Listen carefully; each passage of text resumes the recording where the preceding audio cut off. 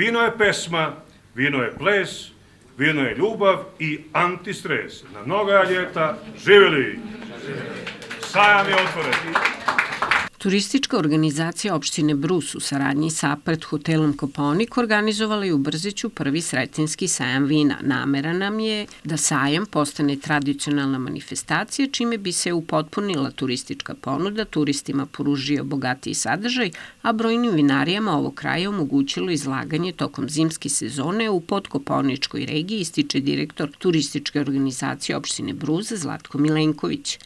Velika mi je čast i zadovoljstvo što ste se odazvali pozivu pre svega vinarija, takođe i gosti koji su danas u toku dana posećivali ovaj sajam i do kraja dana još gosti će biti posle skijanja.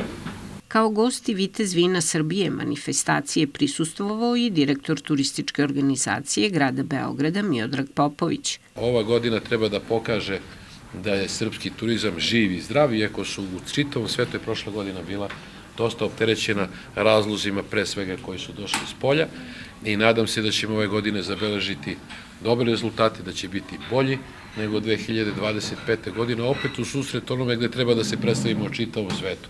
Expo 2027, u čemu će učestvovati i Brus, i čitav Kopaonik, i Brzeće naravno. Skup je pozdravio i domaćin direktor Apart hotela Kopaonik Ognjen Gani Kostić. Ovo je čast kako za nas kao domaćine ovde, tako i za sve naše prisutne kako goste, tako i zaposlene i tako isto mislim da je velika stvar za turizam u opštini Brus, kao i za turizam u mestu u kome smo mi ovde, a to je Brzeće. Među izlagačima na prvom Sretenjskom sajmu vina u Brzeću bila je i vinarija Mitrović iz Leskovca, osnovana pre 5 godina, koja na godišnjem nivou proizvede više od 25.000 litara premium vina, saznajem od vlasnika profesora doktora Predraga Mitrovića. Pre svega u nameri da prikažemo sva vina koja su iz ovih krajeva sa juga Srbije.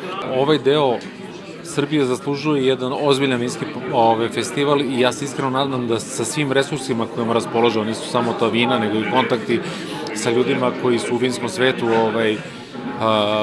eminentni, pokažemo da je jedan dobar povod, jedno dobro mesto za organizaciju velikih svetskih manifestacija upravo na Kopaoniku i u Brzeću. Svojim štandom sajam je podržala i porodična vinarija braće Predraga i Nenada Ćosića iz sela Vitkovo, podrum Vina Todor. Pod vinogradima imaju oko 2,5 hektara i već 10 godina bave se proizvodnjom autohtonih župskih sorti, Prokupac i Tamjanika, kaže Predrag Ćosić. Danas smo došli da podržimo ovaj prvi sajam Sretenjski u Brzeću ovde.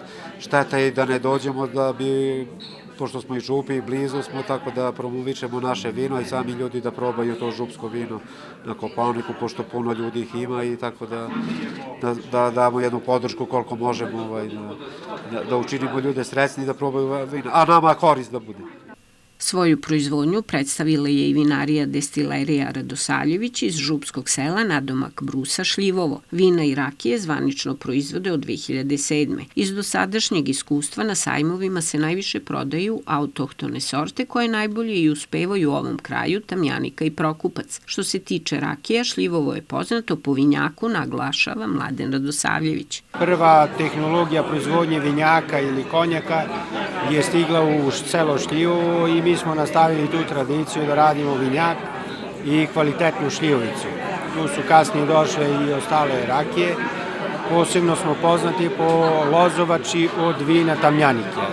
Na prvom Sretenjskom sajmu vina u Brzeću 15 vinarija iz svih krajeva Srbije predstavilo je svoje najbolja vina koja su posetioci mogli degustirati. Među izlagačima bio je i Božidar Popović, čuveni čika Boža iz Botonje, koji se predstavio svojim rajskim rizlingom iz 2015. godine.